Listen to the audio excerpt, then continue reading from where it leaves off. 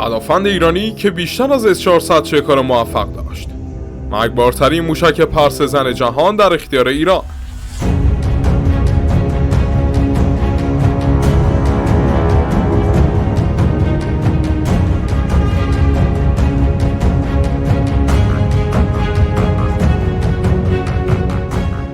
چند سالی میشه که تعداد زیادی از هواگردها و به ویژه پهپادهای آمریکایی مثل پهپاد MQ-9 و بایرکتار ترکی در مناطقی که به شکل کامل سرکوب شدند و هیچ رادار و یا سیستم‌های پدافندی مستقر نیستند در حال شکار شدن هستند و زمزمه‌هایی از ساخت یک پهپاد پدافندی توسط ایران به گوش رسیده و این پهپاد پدافندی به عنوان جدیدترین طرح پدافند گشتی در جهان ساخته شده و به عنوان جدیدترین و تنها سلاح پدافندی با این قابلیت وارد آسمون و زمین خاورمیانه شده.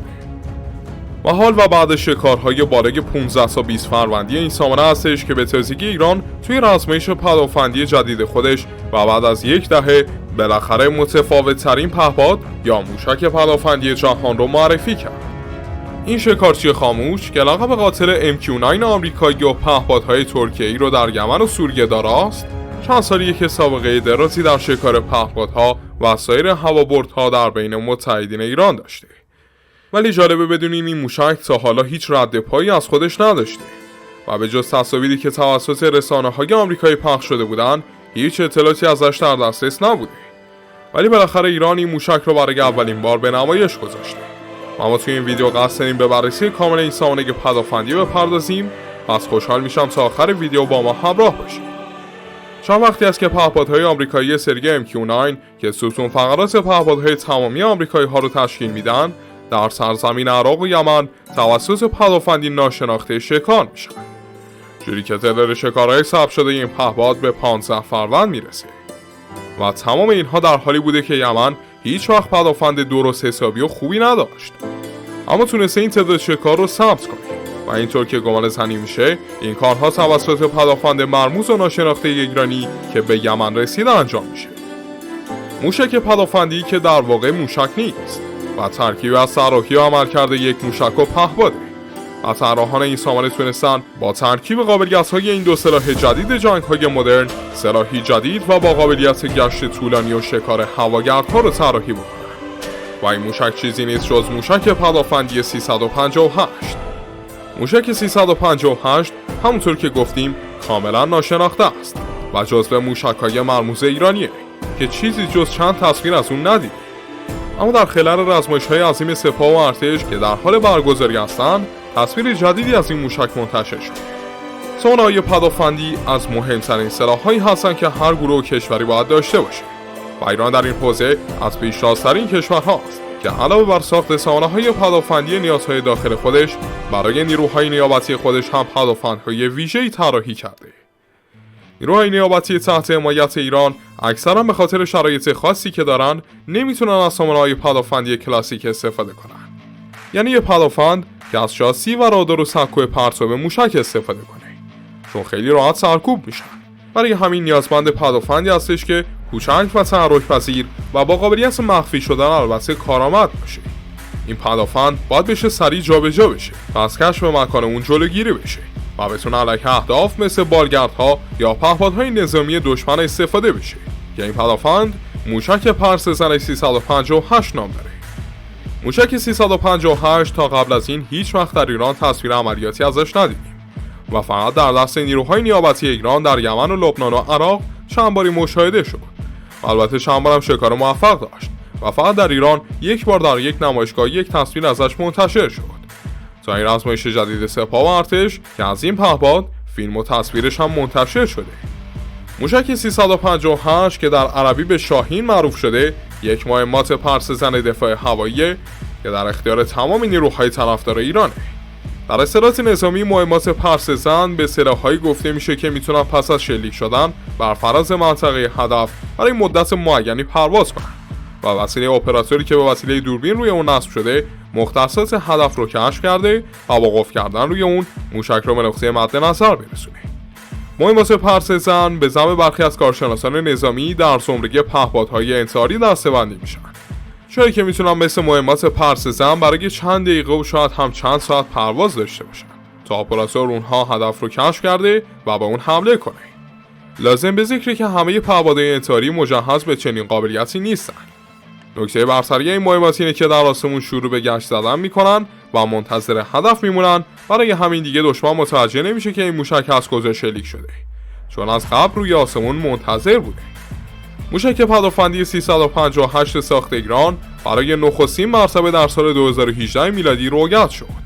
در اون سال لاشه یکی از این راکت‌ها در یمن به واسطه نیروهای عربستانی کشف شد، چرا که 358 شلیک شده نتونسته بود هدف خودش رو کشف کنه و به همین خاطر پس از پرواز انتظاری سقوط کرده بود و تا قبل از اون هیچ کس نمیدونست که ایران همچین سلاحی داره. یک سال بعد نیروی دریایی ایالات متحده موفق شد محموله ارسالی ایران به یمن رو در دریا ضبط کرده و یک راکت 358 در اون پیدا کنه. شکل ظاهری این موشک مشابه موشک‌های هوا به هوا بوده و دارای 2.7 متر طول و یک کلنک 11 کیلوگرمیه. روی بدنه موشک پدافندی 358 حدود 12 بالچه در 3 بخش با اندازه ها و اشکال مختلف دیده میشه. مشخص نیست که این سلاح چقدر برد داره، زیرا اونچه برای یک مهمات پرسه‌زن با این مقیاس اهمیت داره مدت زمان پرواز انتظاری و درنگی هستش که برای کشف هدف و انهدام اون انجام میده. به هر حال گفته شده محدوده ارتفاع عمل این موشک 8.5 کیلومتر بوده، حال اون که ارزیابی‌های پنتاگون نشون میده ارتفاع مؤثر اون زیر 6 کیلومتر خواهد. 358 پرسه‌زن از یک راکت کمکی بهره میگیره و از یک لانچر ساده برای پرتاب استفاده میکنه که توی آزمایش جدید ایران هر کامیون میتونه تا 4 موشک رو حمل بکنه.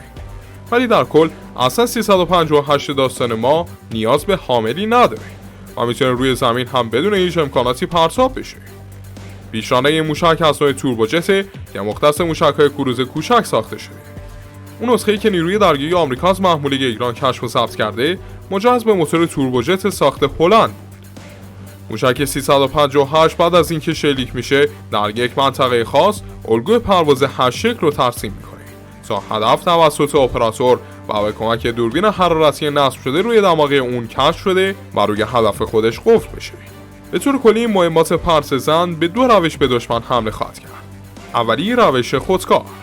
در این روش پس از قفل دوربین روی هدف، سر موشک روی هدف به شکل خودکار قرار میگیره و راکت با تعقیب اون ضربه نهایی رو میزنه. روش دستی. در این روش موشک به وسیله اپراتور و به شکل هدایت همزمان به طرف هدف خواهد رفت. منابع غربی مدعی شدن که با توجه به 2 روش خودکار و غیر خودکار، این موشک میتونه علیه هر هدفی چه در آسمون و زمین و حتی روی دریا استفاده بشه. سلاح 358 ایران مجهز به یک فیوز انفجار مجاورتی لیزری شده که به محض رد شدن از کنار هدف منفجر خواهد شد. به نظر میرسه فیوز انفجاری مجاورتی لیزری به کار رفته روی بدنه این موشک با فیوزی که در موشک میثاق تعبیه شده یکسانه. یکی از نکات جالب پیرامون مهمات پرسه‌زن اینه که اونقدر در آسمون به گشتنی ادامه میدن تا سوختشون تموم بشه و خودکشی کنن. منظور اینه که منفجر بشن. سرعت این موشک به نقل از منابع غربی 550 کیلومتر در ساعت بوده و نه تنها روی ضد پهپادها موثره بلکه تاثیر زیادی روی جت‌های جنگی هم میذاره. سابقه فعالیت موشک 358. در همون سالهای اولیه گزارش‌ها حاکی از اینه که نیروهای یمن بارها از موشک 358 علیه مواضع جنگنده‌های سعودی استفاده کردند. علاوه بر این گفته شده نیروهای لبنانی هم از این سلاح علیه جنگنده‌های اسرائیلی کمک گرفتند که به دلیل سرعت و ارتفاع پروازی پایینی که داره نتونسته موفقیت رو در سرنگونی اونها کسب کنه. با این حال 358 موفق شده پهپادهای نظیر MQ-1 آمریکایی، هرمس 450 و 900 اسرائیل و بایرکتار آکینچی ترکیه رو سرنگون کنه. همچنین یک نوع از این مهمات پرسه‌زن سال 2021 در نزدیکی فرودگاه کرکوک عراق رویت شد که این موشک پس از گشتنی‌های خود به زمین برخورد کرده ولی سالم به زمین نشسته بود. احتمال زیاد نیروهای تحت حمایت ایران در عراق قصد داشتن از این سلاح علیه یک هواگرد آمریکایی استفاده کنند. البته تا پارسال همه این شکارها ثبت شدند. از سال پیش تا امروز شکارهای این موشک بیشتر شده و بخش از 15 فروند پهپاد MQ-9 های آمریکایی توسط این موشک ایرانی شکار شدند که حدود 5 تا 10 پهپاد ترکیه هم باید بهش اضافه بکنید. البته از سال پیش تا الان که این موشک در لبنان بودش، تنها در چند مورد که پهپادهای اسرائیلی رو زدن نتونستن به خوبی ازش استفاده کنن و شکارهای زیادی کسب نکردن. ولی آمریکایی‌ها حسابی با شکار MQ-9 ها این موشک رو چشیدن. این موشک بارها در یمن و روی یک کامیون با 2 ریل پرتاب مشاهده شده و ایجاد اخلال روی اون دشواره، که البته ناگفته نمونه که این موشک به دلیل طراحی خودش اصلا نیاز به حاملی هم نداره و میتونه توسط نفر هم حمل بشه. البته از اونجایی که 358 با تصاویر دوربین کار میکنه، میتونه با قطع تصاویر ارسالی ارتباطش با واحد اپراتور رو قطع کنه. علیرغم اینکه منابع غربی از سال 2018 میدونستن این سلاح پدافندی متعلق به جمهوری اسلامیه، ولی تا سال 2023 و برگزاری نمایشگاه دفاعی با حضور وزیر دفاع روسیه و فرماندهان ارشد نظامی سپاه در ایران دیده نشده بود. حقیقت دیگر این که موشک 358 نخستین مهمات سرگردان و پرسه‌زن جهانه که پیش از اون چنین چیزی در ارتش‌های دنیا دیده نشده. شاید اهمیت این موشک به اندازه یک سامانه موشک هدایت رادار نباشه، اما برای شبه نظامیان تحت حمایت ایران که نمیتونن از سامانه‌های پدافندی پیشرفته بهره مند بشن، گزینه مناسبی علیه پهپادهاست. خیلی ممنونم که همراه ما بودید دوستان. بسیار سپاسگزار میشیم که چنل ما رو داخل یوتیوب و تلگرام دنبال کنید تا از اخبار و ویدیوهای نظامی جدیدتر مطلع بشید. تا قسمت‌های دیگه، خدایا رو نگهدار.